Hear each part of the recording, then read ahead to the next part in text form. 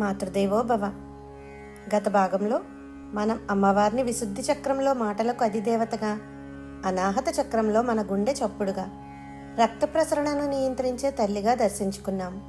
ఈరోజు లలితా సహస్రనామ స్తోత్ర వైభవంలో 101 నుండి 105 వరకు గల శ్లోకాల భావ వివరణను తెలుసుకుందాం. హృదయ భాగంలో అనాహత చక్రంలో అమ్మవారు రాకిణ్యంబ రూపంలో ఉంటారట. ఈ తల్లి చుట్టూ కాళరాత్రి మొదలైన 12 మంది శక్తులు ఉంటారట. ఆవిడకు నేతితో వండిన అన్నం, స్నిగ్ధోదనము అంటే చాలా ఇష్టం. నిశ్చలమైన భక్తితో ఉండే సాధకులకు ఈ తల్లి వెంటనే వరాలిస్తుందట. మన నాభిభాగంలో మణిపూరక చక్రంలో అమ్మవారు 3 ముఖాలతో లాకిణ్యంబగా ఉంటారట. మన శరీరంలోని మాంసధాతువును అంటే మజిల్స్ను కాపాడేది ఆ తల్లి. ఆ తల్లికి బెల్లం కలిపిన అన్నము, గుడాన్నం అంటే అమితమైన ఇష్టమట.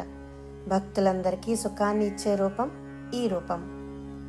నాభి కింద ఉండే స్వాదిష్టాన చక్రంలో అమ్మవారు పసుపు రంగులో 4 ముఖాలతో కాకినీ రూపంలో మెరిసిపోతూ ఉంటారట.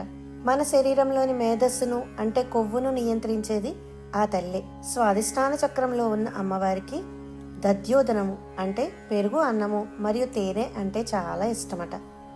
అమ్మవారు మన శరీరంలో నాభి దగ్గర లాకినిగా, దాని కింద కాకినిగా ఉంటూ మన శరీర పుష్టిని, ఆరోగ్యాన్ని కాపాడుతోందని, మనం తీసుకునే ఆహారమే ఆ తల్లికి నైవేద్యం అని గుర్తిస్తే మన శరీరం ఒక పవిత్రమైన దేవాలయం అవుతుంది. ఆ జగన్మాత అనుగ్రహం మనందరిపై సదా ఉండాలని కోరుకుంటూ జై శ్రీ మాత్రే నమః.